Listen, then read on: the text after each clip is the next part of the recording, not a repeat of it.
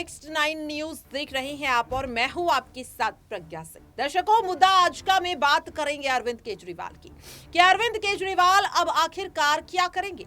ED का तीसरा समन अरविंद केजरीवाल के पास पहुंच चुका है।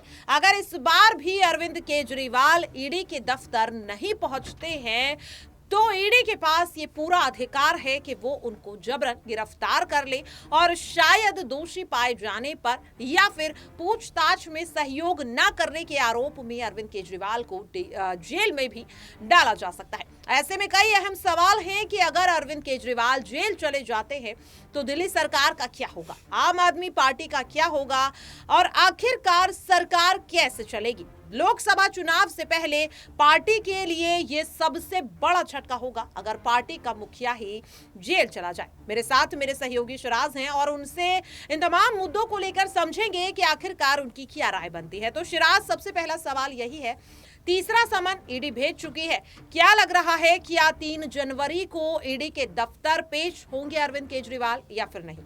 जी देखिए, जिस तरीके से अभी आपको समझना होगा कि 2 समन को केजरीवाल ने दरकिनार किया यानी इग्नोर किया, उसके बाद से तीसरे समन में मुझे नहीं लगता कि वो शामिल होंगे, क्योंकि आपको यह भी समझना होगा कि केजरीवाल जो है इंडिया गठबंधन के हिस्सा है। और बात करें हेमंत सोरेन जो कि झारखंड के मुख्यमंत्री हैं, उनको ईडी 6 समन है वो भेज चुकी है, ऐसे में वो भी शामिल नहीं हुए। लालू यादव और तेजस्वी यादव को भी 2 समन जा चुके हैं, वो भी शामिल नहीं हुए। और केजरीवाल भी 3 समन अब जारी हो चुके हैं और तीसरे समन में मुझे नहीं लगता वो जाएंगे, क्योंकि आपको समझना होगा कि इंडिया गठबंधन में जिस तरीके से सारी पार्टियां हैं, इनका एक अलग एजेंडा चल रहा है, इनकी एक अलग बात हुई होगी। जिस तरीके से विपक्ष पर लगातार जो है हमलावर है ईडी और लगातार शिकंजा कस रही है, ऐसे में लोकसभा चुनाव से पहले कहीं ना कहीं इंडिया गठबंधन के अंदर ये रणनीति जरूर बनी होगी कि ईडी को कहीं ना कहीं अब वो जगह नहीं देनी जो वो डर पहले था। ईडी का नाम सुनते ही नेता जो है कांप उठते थे, लेकिन अब वो दौर खत्म हो चुका है और मुझे नहीं लगता कि आने वाले दौर में केजरीवाल जो है वो ईडी के समक्ष पेश होंगे। बिल्कुल, देखिए यहाँ पर देखिए शिराज ने साफ तौर पर कहा कि उन्हें नहीं लगता कि अरविंद केजरीवाल जो है वो ईडी के समक्ष पेश होते हुए नजर आएंगे। तो ऐसे में शिराज, ईडी जाहिर तौर पर कोई विकल्प नहीं बचता गिरफ्तारी के अलावा। तो क्या अरविंद केजरीवाल जानबूझकर ईडी के समन को इग्नोर कर रहे हैं ताकि ईडी उन्हें गिरफ्तार कर ले और सीधे सीधे जनता के बीच एक सिंपैथी कार्ड यहां पर खेला जा सके कि किस तरीके से भारतीय जनता पार्टी की ईडी जबरन अरविंद केजरीवाल को गिरफ्तार करके जेल में डालने का काम कर रही है? क्योंकि बीते कुछ दिनों में उनके जितने भी दिग्गज मंत्री हैं वो लगातार जनता को ये दिखाने की कोशिश कर रहे हैं कि अरविंद केजरीवाल को फंसाया जा रहा है और ईडी उन्हें कभी भी गिरफ्तार कर सकती है। देखिए, कहीं ना कहीं अब अरविंद केजरीवाल लालू यादव, नीतीश कुमार, शरद पवार जैसे बड़े बड़े नेताओं के साथ बैठकर शातिर नजर आ रहे हैं, क्योंकि जब से वो इंडिया गठबंधन का हिस्सा बने हैं तब से उनकी राजनीति में एक अलग निखार देखने को मिला है। जिस तरीके से वो ईडी का सामना कर रहे हैं, कहीं ना कहीं उनके 2 बड़े मंत्री संजय सिंह और बात करें हम मनीष सिसोदिया, वो पहले से ही रिमांड पर हैं। ऐसे में केजरीवाल इस बात को भली भांति जानते हैं कि अगर उनके खिलाफ कोई सबूत भी नहीं मिलता है लेकिन रिमांड के नाम पर उनको जेल का सामना करना पड़ सकता है और ऐसे में लोकसभा चुनाव है, तो किसी भी तरीके से जो है ईडी के शिकंजे में केजरीवाल या इंडिया गठबंधन के कोई भी नेता नहीं आना चाहते। और साफ तौर पर ये देखना होगा कि अरविंद केजरीवाल अब किस तरीके से रणनीति अपनी अपनाते हैं, क्योंकि ये लोकसभा चुनाव है। और निश्चित रूप से आपने बात की लोकप्रियता की, तो आपको यह भी समझना होगा कि भारत जैसे देश में इमोशनल कार्ड इलेक्शन में बहुत चलता है। जिस तरीके से अब केजरीवाल जो है, आपको ये समझना होगा केजरीवाल सिर्फ आम आदमी पार्टी के संयोजक नहीं है, वो एक मुख्यमंत्री हैं और निश्चित रूप से दिल्ली के मुख्यमंत्री हैं। ऐसे में सवाल उठता है कि सोचिए, जब कि ईडी जो है केजरीवाल के घर पहुंचेगी, उनको शिकंजे में लेगी, तो पूरी सुर्खियों में वो बने रहेंगे। और जिस तरीके से देश में अभी सिर्फ दिल्ली पंजाब में उनकी सरकार है, ऐसे में बिहार, उत्तर प्रदेश और तमाम जो बड़े राज्य हैं, खासतौर पर हम कोने कोने में अरविंद केजरीवाल का नाम गूंजेगा कि एक मुख्यमंत्री को जो है घर से ईडी ने गिरफ्तार कर लिया, तो सुर्खियां बनेंगी। और जैसा कि केजरीवाल शुरू से ही कहते आ रहे हैं कि बीजेपी के कहने पर जो है ये समन भेजा गया है, उन पर जो है एक अत्याचार हो रहा है, तो ये तमाम मुद्दे कहीं ना कहीं मीडिया में उठेंगे और सुर्खियां बनेंगी और लोग जो है इमोशनली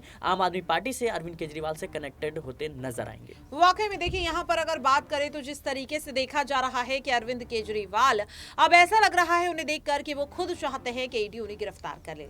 लेकिन सवाल ये भी है शिराज कि अगर अरविंद केजरीवाल गिरफ्तार हो जाते हैं तो आखिरकार फिर पार्टी का क्या होगा, सरकार का क्या होगा? क्या सरकार गिर जाएगी? और अगर नहीं गिरेगी तो फिर अरविंद केजरीवाल किस तरीके से सरकार को चलाएंगे। कहा तो ये भी जा रहा है कि अरविंद केजरीवाल जेल से सरकार को चला सकते हैं, लेकिन ये मुमकिन तो नहीं है, क्योंकि कई ऐसी चीजें हैं, कई ऐसी बैठकें हैं या कैबिनेट में जाहिर तौर पर अरविंद केजरीवाल की उपस्थिति अनिवार्य रहेगी। तो क्या अरविंद केजरीवाल की जगह मुख्यमंत्री पद पर किसी और को बिठाया जाएगा? कई नाम भी यहाँ पर सामने आ रहे हैं। तो आपको क्या लगता है, अरविंद केजरीवाल अगर जेल चले जाएंगे तो वो जेल से सरकार को चलाएंगे या फिर अपनी जिम्मेदारी किसी दूसरे खास शख्स को सौंपते हुए नजर आएंगे? जी देखिए, बात करें नाम को तो मीडिया में अभी जिस तरीके से नाम चल रहा है, एक आपको समझना होगा कि जो शिक्षा मंत्री हैं आतिशी सिंह और सौरभ भारद्वाज का भी नाम आ रहा है, और वहीं बात करें अरविंद केजरीवाल की पत्नी का भी नाम सामने आ रहा है। लेकिन आपको मैं स्पष्ट कर देना चाहता हूं कि साफ तौर पे सौरभ भारद्वाज ने पहले ही कह दिया है कि अगर अरविंद केजरीवाल की गिरफ्तारी होती है तो जेल से ही सरकार चलेगी और अरविंद केजरीवाल ही सत्ता संभालते हुए नजर आएंगे। लेकिन आप बात करें इन तीन नामों की, जिस तरीके से इनकी चर्चा है, कहीं ना कहीं मनीष सिसोदिया जब गिरफ्तार हुए तो आतिशी सिंह को शिक्षा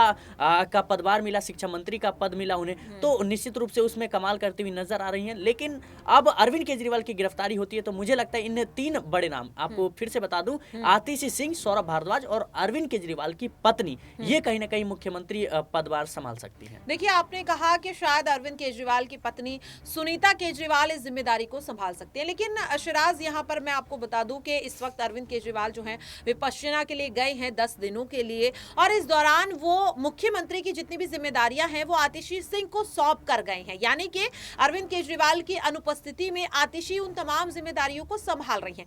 इससे पहले जब भी अरविंद केजरीवाल जाते थे विपश्यना के लिए तो इन जिम्मेदारियों को डिप्टी सीएम के तौर पर मनीष सिसोदिया संभाला करते थे।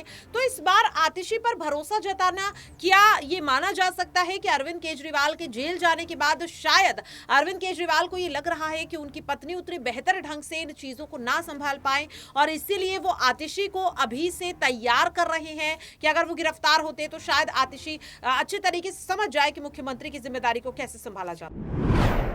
जी बिल्कुल, इसमें कोई दो राय नहीं है, क्योंकि आतिशी सिंह लगातार जो है जनता के बीच एक्टिव रहती हैं, और खासतौर पे बात कर रहे हैं आप उनकी पत्नी की, तो उनकी पत्नी अभी राजनीतिक रूप से उतनी सक्रिय नहीं है और ना ही उनका राजनीति में कुछ अनुभव है। ऐसे में आतिशी सिंह मुझे लगता है आम आदमी पार्टी को अच्छे ढंग से संभाल सकती हैं। यही वो वजह है कि अरविंद केजरीवाल लगातार जो है वो आतिशी सिंह को महत्व देते हुए नजर आ रहे हैं। वाकई में देखिए, यहाँ पर लगातार कई अहम सवाल हैं, लेकिन जो एक आखिरी सवाल यहाँ पर मैं आपसे लेना चाहूंगी शिराज, के जिस तरीके से लगातार देखा जा रहा है कि आम आदमी पार्टी जो है एक के बाद एक नेता इस वक्त जेल जाते हुए नजर आ रहे हैं। यहाँ पर शराब घोटाले मामले में पहले अरविंद केजरीवाल यहाँ पर अब ईडी के निशाने पर हैं, देखा जाए मनीष सिसोदिया जेल जा चुके हैं, संजय सिंह जा चुके हैं, और अब कहा जा रहा है कि जल बोर्ड घोटाला मामले में आतिशी पर भी कभी भी गाज गिर सकती है। यहाँ पर कहा जा रहा है कि जो मोहल्ला क्लिनिक जो सबसे बड़ी योजना के तौर पर देखी जाती है आम आदमी पार्टी की, उसमें सौरभ भारद्वाज फंसते हुए नजर आ रहे हैं। तो क्या वाकई में ये पार्टी करप्ट है